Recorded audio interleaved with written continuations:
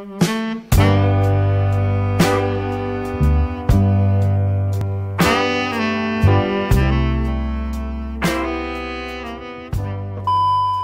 bikin ngantuk ya, daripada dengerin dosen cuap-cuap, mending saya matiin videonya terus tidur gitu. Assalamualaikum, selamat malam. Hai Velas. Halo, nama aku Nesya dan partner aku. Halo, kenalin. Nama aku Ratna. Malam ini kita mau ngebahas tentang apa nih, Teh? Wah, tentang apa ya? Kalau kalian yang follow IG Magis, pasti udah pada tahu nih kita mau bahas apa. Nah, judul podcast kita kali ini adalah... Ini seru ya, Teh? Bener banget. Adalah apa ya, Teh? Tadi kepotong tuh, Teh. Apa tuh ya, Teh? Apa tuh, Teh? Ratna coba, Teh. Kasih tahu. Judul podcast kita kali ini adalah kali ini dosen yang berbicara. Spesial banget ya, Teh, malam ini. Soalnya bintang tamu kita dosen, beda dari yang sebelumnya. Bener banget, Spesial banget. Jadi, sesuai dengan judulnya, kali ini dosen yang berbicara, tentunya bintang tamu kita pada malam hari ini, dosen. Malam hari ini, bintang tamunya adalah dosen dari program studi manajemen logistik. Siapa nih Teh kira-kira? Kayaknya udah pada tahu deh, Teh. Bener banget. Aku sebutin ciri-cirinya ya, Teh. Boleh. Nah, dosen ini tuh sporty banget, Teh. Terus terkenal banget di kalangan mahasiswa. Salah satunya ngajar pemodelan sistem. Kira-kira siapa nih, Teh? Kira-kira inisialnya, ya deh, Teh. Siapa ya, Teh? Siapa ya, yo? Kita sambut aja, Teh. Benar. Langsung aja kita panggil bintang tamu kita pada malam hari ini, yaitu Bapak Yodi. Halo, Velas. Selamat datang, Pak Yodi. A few moments later. Gimana nih? Gimana nih, Pak, kabarnya, Pak? Lama nggak ketemu. Ya, udah berapa bulan nih. Alhamdulillah sehat sih. Gimana kalian? Di rumah terus? Sehat, Pak. Alhamdulillah sehat. Tapi bosen, Pak. Kangen kampus. Ya betul nih. Lihat kampus tanpa mahasiswa tuh kering. Iya, Sepi ya, Pak? Biasanya mahasiswa banyak banget gitu. Setiap menit pasti ketemu. Ya nih, begitulah situasinya sekarang ya. Lagi masih WFH, kemudian new normalnya juga belum optimal, jadi ya masih begini. Ya, belum berjalan maksimal juga ya Pak, masa new normal ini. Gimana nih Pak kegiatan Bapak selama masa new normal ini? Ya, sebagai dosen, fungsi mengajar masih ada. Kemarin juga di semester pendek ya saya mengajar. Kemudian sekarang juga sama, mengajar juga di semester reguler sekarang. Terus juga, apa lagi ya, selama kalian liburan, mungkinnya liburan panjang gitu, kalau dosen-dosen itu sebenarnya sibuk mempersiapkan kurikulum baru nih, yang sekarang nih, yang kalian pusing-pusing, konversinya, segala macam itu loh. Itu yang kemarin kita pikirin, kita susun. Jadi ya, kegiatan sih masih banyak, cuman barangkali kalau dari kegiatan yang sifatnya hobi gitu ya, kegiatan yang sifatnya biasa kita lakukan buat ketemu orang, jadi berkurang lah seperti itu. Lebih banyak takutnya buat ketemu orang daripada pengen kumpul-kumpul. Ya, gimana nih? Silakan kita diskusi apa. Iya, benar banget Pak. Saya juga kayak gitu. Kalau mau keluar rumah, ketemu orang jadi takut. Kadang kalau ada tamu juga jadi insecure gitu. Kayak, mending gak usah terima tamu. Kan tapi gak enak juga ya Pak, gak terima tamu. Nah, jadi nanya-nanya nih Pak ke Bapak. Kita ngobrol-ngobrol di podcast kali ini. Nah, Bapak selama pandemi ini, terus sekarang masuk perkuliahan, masuk kurikulum baru juga. Sekarang kan Stimlok masih nerapin pembelajaran online ya Pak, pembelajaran daring. Menurut perspektif Bapak nih Pak sebagai dosen, gimana sih Pak pembelajaran daring ini? Ya nggak cuma Stimlok ya, semua kampus itu juga disuruh sama Mendikbud suruh yang online sampai Februari barangkali, sampai dengan semester depan gitu. Nah, ya ada plus minusnya tentu ya buat kita semua belajar melakukan sistem KBM yang daring seperti ini gitu. Buat mahasiswa juga sama barangkali, buat dosen juga sama, karena buat kita sebagai dosen ya belajar daring artinya kita juga belajar lagi gitu. Kita belajar lagi menyiapkan materi perkuliahan, biar kalian nggak ngantuk gitu ya, nggak matiin video tidur gitu kan. Nah, biar nggak stres itu gimana gitu. Ya, kemudian yang saya rasa juga selama kuliah daring ini, kita kesulitan buat mengontrol langsung ya. Biasanya kan kalau ketemu fisik di kelas, kelihatan tuh mahasiswa yang semangat, kelihatan mahasiswa yang rajin ngerjain tugasnya, aktif di kelas. Nah, kalau di sini sekarang kayaknya lebih terbatas ya, ya gitulah. Jadi sama-sama ada plus minusnya. Nah, tadi kan udah ngebahas tentang kuliah daring nih Pak. Menurut Bapak sendiri, kuliah daring itu efektif nggak sih Pak? Karena dari beberapa faktor itu kan ada yang menyebabkan kuliah daring ini jadi nggak efektif gitu Pak. Karena kan biasa kita ketemu langsung gitu Pak, kan tatap muka sama dosen gitu, bisa nanya langsung, jadi materi juga dapat langsung dimengerti. Dengan adanya kuliah daring ini, menurut Bapak gimana sih Pak? Baik, betul.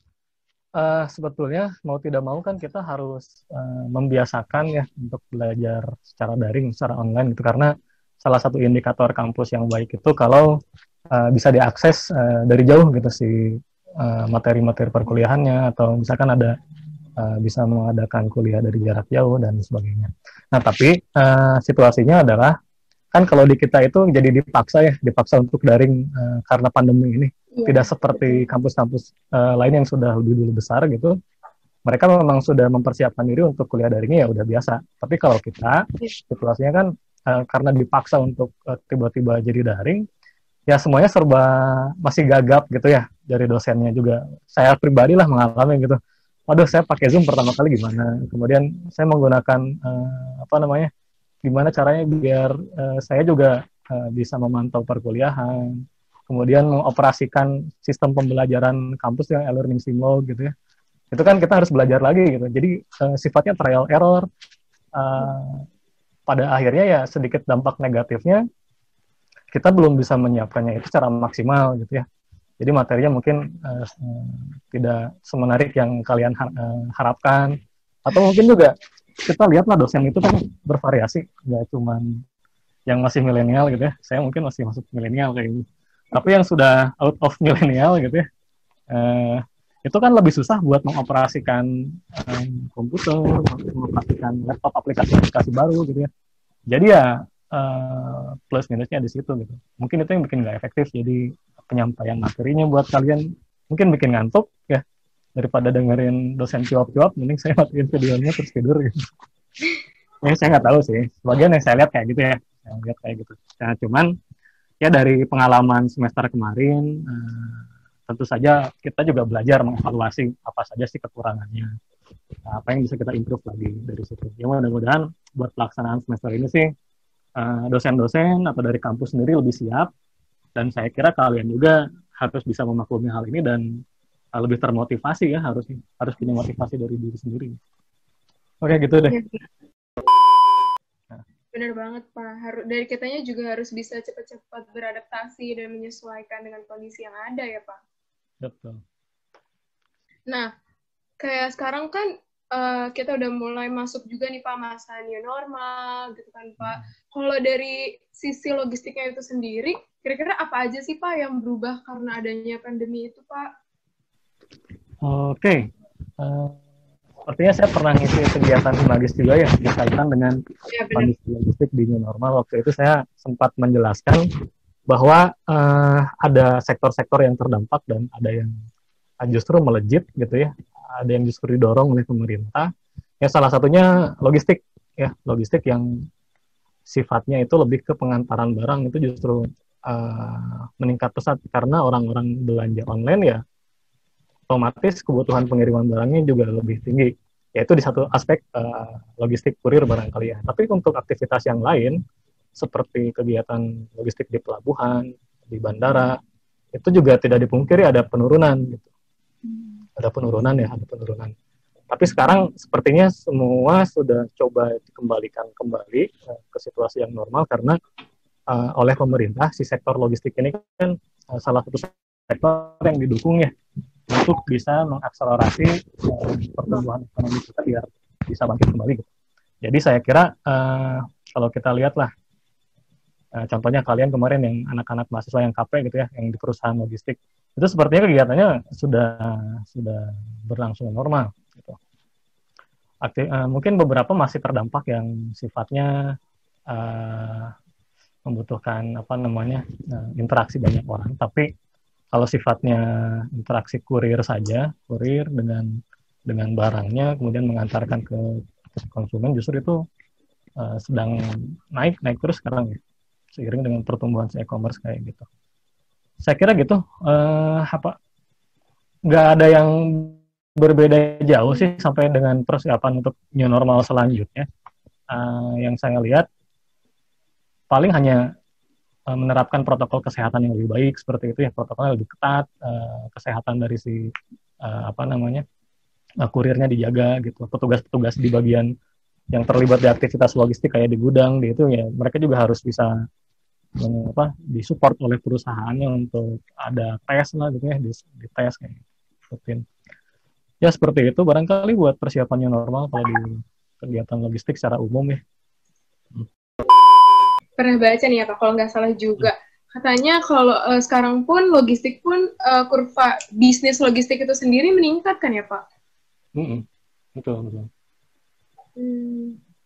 Ya pasti seiring dengan kebutuhan orang yang sebelumnya di rumah terus, di situ ada banyak sektor yang terganggu, tapi kemudian orang-orang juga udah mulai bosan ya, udah mulai ingin beraktivitas kembali ya, begitupun dengan bisnis ya, mereka harus bangkit lagi.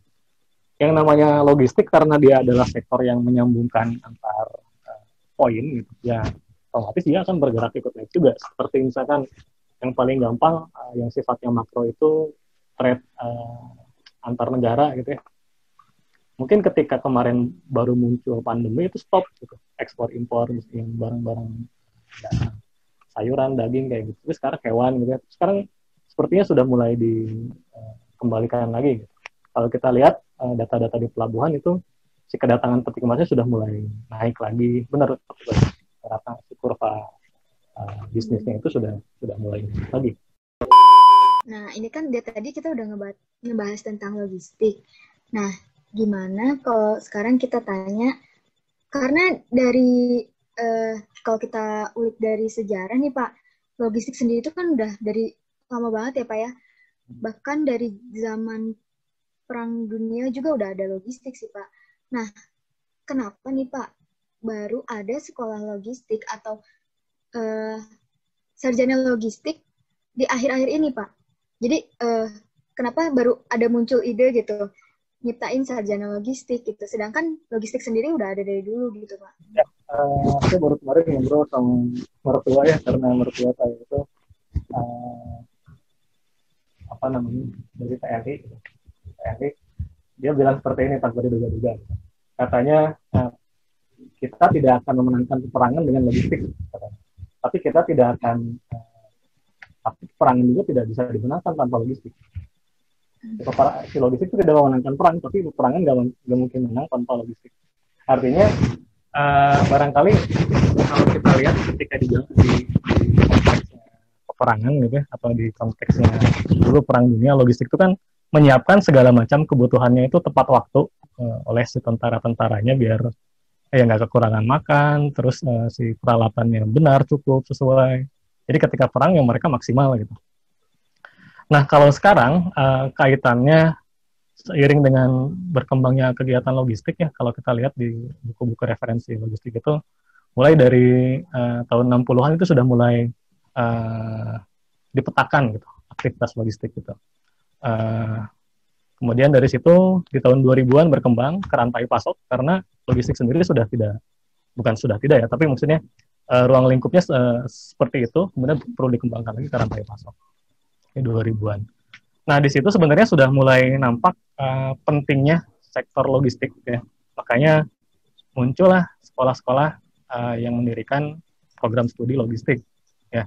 Kalau kita lihatlah kakaknya Steve Lott tuh, Poltekos misalkan, itu di tahun 2000-an itu sudah 2000 berapa saya lupa pastinya, mendirikan yang vokasi sih, D3, kemudian yang ke D4. Kemudian ya disitulah kita melihat peluang ada, untuk sarjana logistik ini juga penting gitu keberadaannya, karena tidak semuanya membutuhkan yang sifatnya itu adalah vokasional ya, teman-teman D4 misalkan atau D3, tapi juga membutuhkan yang sarjana ya. Disitulah kita menangkap peluang. Stimlog salah satunya kita mendirikan, makanya diklaim sebagai sekolah logistik pertama katanya ya, masih Ya, lulus logistik pertama di Indonesia. pertama katanya, harusnya juga kualitasnya juga yang pertama. Nah, ya kita sebagai salah satu pionir juga terus mencoba untuk meningkatkan kualitas dari sisi kampus kita gitu ya, didukung dengan kalian mahasiswanya yang bisa mengikuti di kampus ya harusnya. Kemudian ya kenapa baru banyak sekolah logistik sekarang? Ya karena memang trennya booming ya. Boomingnya tuh gini, kalau sebelum ada pandemi, waktu itu saya ngambil S2 itu tahun 2014 ya, berarti 6 tahun yang lalu tuh. Saya udah ngambil konsentrasinya tuh yang logistik dan rantai pasok gitu. Karena di situ saya lihat ada tren bahwa sampai 20 tahun ke depan, si kegiatan logistik dan rantai pasok ini di Indonesia memang sedang naik-naiknya gitu. Sedang naik-naiknya, bakal dibutuhkan orang-orang yang ngerti lah ngurusin logistik. Karena tahu nggak, logistik itu ada di bawah kementerian apa sekarang? Nesya atau apa, tahu nggak logistik ada di bawah kementerian apa? Bisa masuk ke perindustrian gitu Pak? Bisa nggak sih Pak? Bisa. Perekonomian masuk. Ya juga. Di keuangan juga bisa. Keuangan masuk. Jadi sih urus banyak orang gitu. Ya mungkin sekarang makanya kita bingung nih kalau ngurus ini aktivitas logistik kemana ya. Itu koordinasinya banyak gitu. Cukup banyak koordinasinya kesana kesini. Artinya kenapa sampai diurusin banyak orang ya? Mungkin karena sifatnya penting tadi ya, penting. Dia yang akan mensupport banyak kebutuhan hajat hidup orang banyak di negara kita, makanya itu diurusin sampai kemudian ada salah satunya tantangan lah dari presiden waktu itu. Mana nih sekolah logistik katanya. Ya, itu salah satu yang kenapa setelah itu mulai rame kampus-kampus mendirikan prodi logistik gitu ya. Kalau kita lihat di Bandung aja udah ada berapa coba? Bisa dihitung nggak? Bisa, Pak. Ya. Di THB ada tuh. THB ya, SCM. Terus di Telkom. Di Telkom ada. Terus yang belum lagi ada STT, TGB. Saya lupa, TGC gitu. Di deket Cimahi itu. Ada juga. Itu baru mau bikin lagi. Kampus yang lain di Jakarta, Pertamina gitu. Terus di Semarang ya, WISI. Banyak gitu. Di ITB pun ada gitu. S2 malah, S2-nya. M-Log, Master Logistik. Itu dulu didirikannya 2014. Jadi pas saya masuk S2, itu angkatan pertamanya M-Log itu di 2014 itu dibukanya. Jadi memang baru booming di tahun segituan, gara-gara salah satunya di Tantan. Kalau bikin soal logistik, karena bakal banyak dibutuhkan. Banyak orang yang ngurus logistik biar benar. Gitu. Ya. Kalau berarti Pak, sebelum adanya sarjana logistik ini, yang mengurus bagian logistik itu siapa sih Pak sebenarnya Pak? Siapa saja yang mau belajar otodidak sebenarnya. Jadi gini. Oh berarti nggak harus anak teknik gitu Pak? Kan biasanya kayak anak teknik industri itu berhubungan gitu dengan logistik juga gitu Pak? Ya gini deh. Kalau kita lihat kan aktivitas logistik ada apa aja gitu ya, mulai dari yang outbound ke inbound, yang dari aktivitasnya mulai dari processing sampai ke transporting, distribusi barang ya. Nah sebenarnya ya siapapun bisa terjun langsung ke sana, belajar langsung di tempat kerjanya gitu ya. Tapi kalau ya mungkin nggak ada dasar akademis S1 atau D4 gitu, atau D3-nya. Nah tapi kemudian yang saya rasakan, salah satu jurusan atau departemen teknik, prodi teknik yang paling mendekati ke sana itu adalah si teknik industri. Ya, kebetulan saya juga tuh di teknik industri, S1, S2 saya itu teknik industri. Tapi S2-nya itu memang konsentrasinya logistik dan rantai pasok. Ya, salah satu profesor pembimbing saya itu Pak Senator Nur Bahagia, mungkin kalian pernah dengar ya, pembimbing saya itu S2 itu. Pak Senator, dia yang salah satu perancang blueprint yang logistik itu, logistik di Indonesia. Nah, kalau di teknik industri memang sangat mungkin 70% mirip ya dengan kurikulum logistik. Waktu S1 aja saya tuh belajar inventory, belajar pergudangan, belajar apa lagi ya, manajemen operasi, OKR itu saya kira 70% mirip deh dengan teknik industri.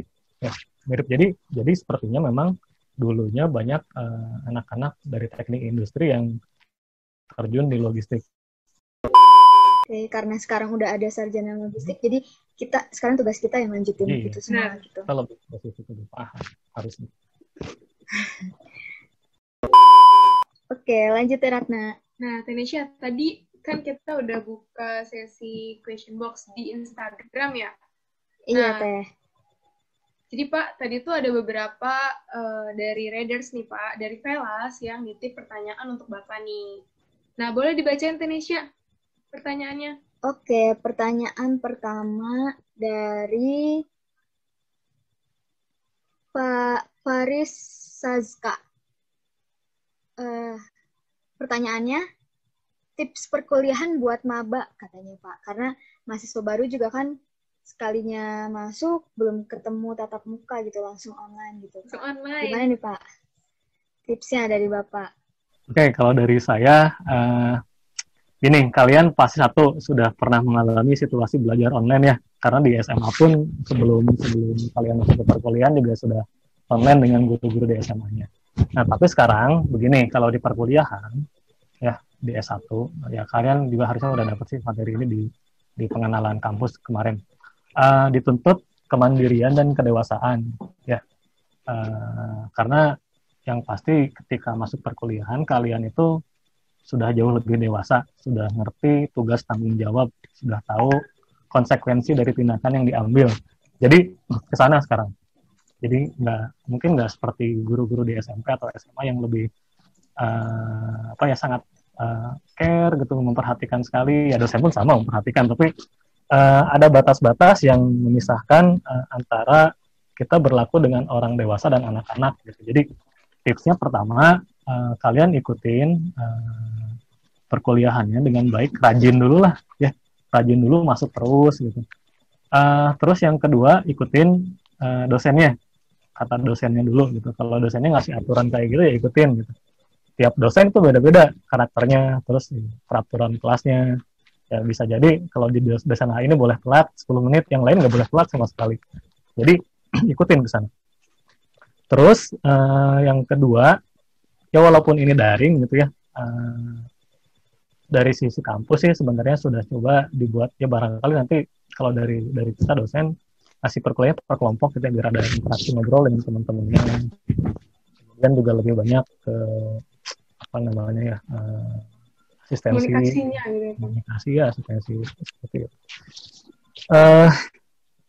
Terus tips yang lain lagi, karena ini salah satu kesulitan kita juga dari dosen ketika mengajar, pastikan ketika hendak belajar itu semua tools yang kalian butuhkan atau peralatan yang kalian butuhkan itu bisa beroperasi dengan baik gitu ya. Jangan sampai ketika hendak misalkan menggunakan handphone, lupa dicas tiba-tiba mati ya. Kemudian ketika disuruh bikin tugas pakai misalkan komputer, pakai diketik pakai Microsoft Word atau menggambarkan pakai Visio misalkan, itu kalian siapkan dulu gitu. Jadi hal-hal yang sifatnya teknis itu tidak menghambat kalian. Terus ya jangan sungkan-sungkan lah nanya sama kakak angkatan kalian ya yang sudah lebih dulu masuk STIMLOG, karena mereka itu terbuka juga dengan kalian. Itu deh.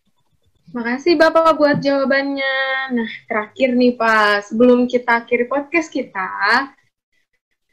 minta wejangan dong Pak buat kita nih para mahasiswa dalam menjalankan perkuliahan dari ini. Gampang saja. Oke, di situasi sekarang mungkin banyak dari kita yang sedang jadi sulit juga gitu ya. Jadi gini deh prinsipnya. Anggap kalau si kuliah itu adalah harapan dari orang tua kalian buat kalian. Jadi kalian bisa menyelesaikannya dengan baik, kalian bisa lulus dengan tepat waktu, ya tidak maksimal waktunya, jadi di limit baru lulus. Karena apa?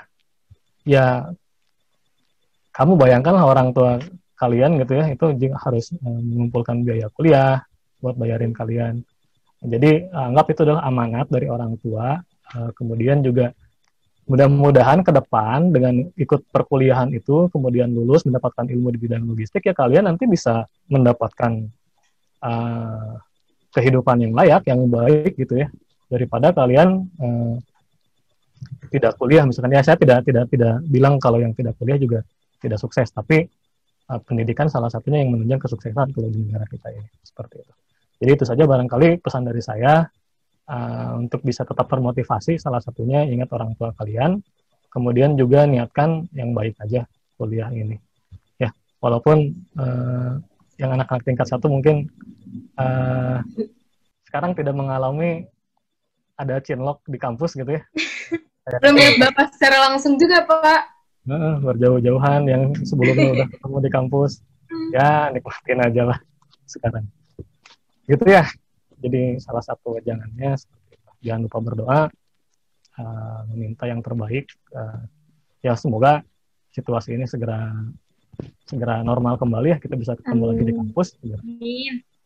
Oke, itu aja. Oke. Udah seru nih ngomong sama Pak Yodinya. Waktunya juga kayaknya udah mau habis nih Teh. Buat Pak Yodi, makasih ya Pak Yodi udah menyempatkan waktunya. Jangan kapok ya Pak buat datang lagi. Ya dong. Buat Pelas juga terima kasih udah setia mantengin Klinik Magis. Sekian untuk Klinik Magis malam ini. Jangan lupa untuk like, comment, Subscribe and turn on notifications.